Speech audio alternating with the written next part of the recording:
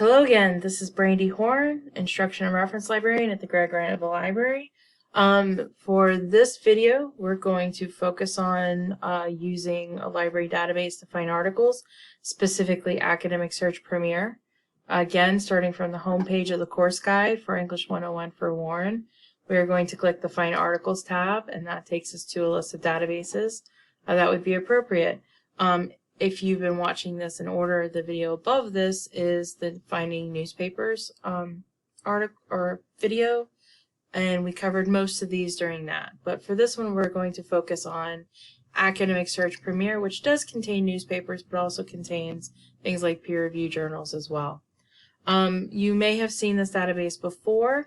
Academic Search Premier is a good general database. It covers all subject areas. So no matter what you're researching, this is a good place to start. It's also a very friendly database. It wants to help you as much as possible. One of the things I like when I come into this database is that it automatically takes me to the advanced search page. So I have multiple search boxes so that I can search, combine search terms if I need to. Right now I'm just going to start with St. Bernadette of Lourdes. And I'm going to see what happens. So when I search St. Bernadette of Lourdes, I get 19 results, which is infinitely manageable. You can go through 19 results, and you can go and see what kinds of things are here. If there is a Find It button, that means it's not full text in this database, but there's the chance that it could be full text elsewhere. This one has a PDF, so we know that the full text is available here. This is a reference source, so think of it as like in this case, an encyclopedia entry. If you're not sure how it's relevant, you can always click on it. The words that you used as search terms will be bold within the abstract, and we see that he wrote the Song of Bernadette, right? So that's how he is relevant. You can always look at the full text to see if it's something that could be useful to you. But we scroll through and see what kinds of things we have. One of the things that's in this list, A Visit to Lourdes to Be a Pilgrim, cover story by William F. Buckley Jr. He's a major conservative writer from the time period. And this is multiple pages. So if we click on this and we decide we want this, we have the full text PDF over here. We can always click on it and download it and save it and do whatever we want with it. Right? We can also, on the right hand side under tools, we can click the email button and put in your email address here. I usually copy the title and paste it into the subject line. We see here PDF is checked off. This will be attached to the email that you send yourself. So whatever you send, the PDF will be attached, and then you can send. And you will have that again in your email. You can create a folder, put all your research in that folder so that you have access to everything from a central location that you can get to from anywhere. That's always a good idea. So you can look at the title if that looks good, the abstract looks good, go ahead and email it to yourself. When it comes to the point of citation, under tools there's also a cite button. And again, people get excited about the cite button, but it's almost always wrong. A couple issues that I can point out here is that there will never be all caps anything in your citation in MLA style, so that would be wrong. The other issue that all of the EBSCO databases have is that for database name, it puts EBSCOhost, and that is not the name of this database. We are in Academic Search Premier. That is the database name that you need to use. The reason this is important is because if you click the Choose Databases link, you will see that we get something like 30 or 40 or plus databases from EBSCO.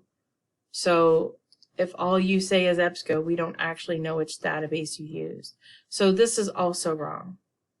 Okay, so the cite button that gives you most of the information you need to actually do the citation, but then you have to actually make sure that the citation is correct before you turn it in. Now, because this article doesn't have a DOI, digital object identifier, and it was not included in the citation, It does give you a URL here, but it's not giving us a stable URL, which is what you need. So again, under Tools, we're going to click the permalink button, and that gives us a stable URL. And we know that this one will work because it has the proxy stem on the front. So what will happen is when the person clicks on it, it'll take them to a login page where they can verify their credentials, and then it will let them access this. So your professor will be able to get to it. But if you use any other type of URL, they're just not going to be able to get to it because it will not take them to the login page. This proxy right here will allow them to do that. So if you come across an article that looks like something that you would want to use, the title looks good, the abstract looks good, you can email it to yourself. There's a cite button, but you got to fix the citation before you turn it in. And there's the permalink that will give you a stable URL that you can use in your citation. Again, there's also the PDF on the left that you can use or that you can print and save and do whatever you want with it. So if you come across something in the database that looks like it could potentially be useful, those are your options. Let's go back to our results page. We had 19 results total, which is, a manageable number. You could go through all those. Once you're done, I've seen in multiple places mention of Our Lady of Lourdes. So I type that in and I go from 19 results to 334, which is definitely a lot more, right? And at this point, I can go through and start seeing what kinds of things I have. On the left-hand side, you have the option to limit to full text. You have the option to limit to scholarly peer-reviewed. If you limit to scholarly peer-reviewed, it takes out everything that says newspaper. So any kind of magazine or newspaper, anything like that, it'll take that out. As we scroll through, if you come across something that's not full text, you can click the Find It to see if it is full text in this database. Or not in this database, but in one of our other databases, excuse me. And in this case, this is available elsewhere, right? Digital Commons. And we can click on that, and it should take us directly to the article. And in this case, it doesn't take us directly to the article, which is annoying. But you can always refer back to the citation information. 2012, volume 59, issue 3. So we can navigate to it. We want 2012. Let's see. Nope, I opened the wrong thing. Oh, wait, here it is down here. Excuse me. 2012, issue 3. And scroll through, what was the title we were looking at? Religion and the Public-Private. We scroll through till we find the one that we're looking for. And we have the PDF here on the left. Okay? So if something is not available full text in this database, the Find It button will show you whether or not it is available full text elsewhere.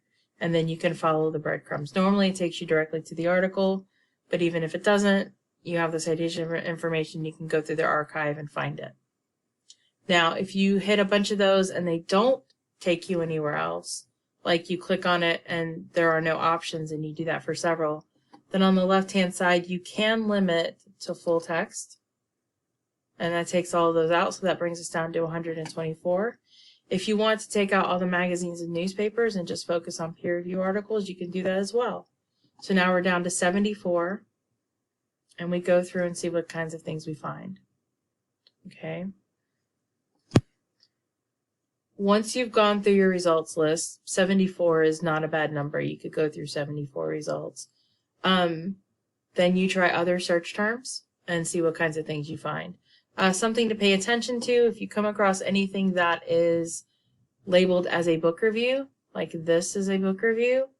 Again, like we talked about with New York Times book review, the book review itself is not particularly useful to you, but it may lead you to a book that could be. So if you want to try to look up the book, you can Google it, you can look it up in our catalog. There's a video on that page for finding books that shows you how to use the catalog. You can see if we have it.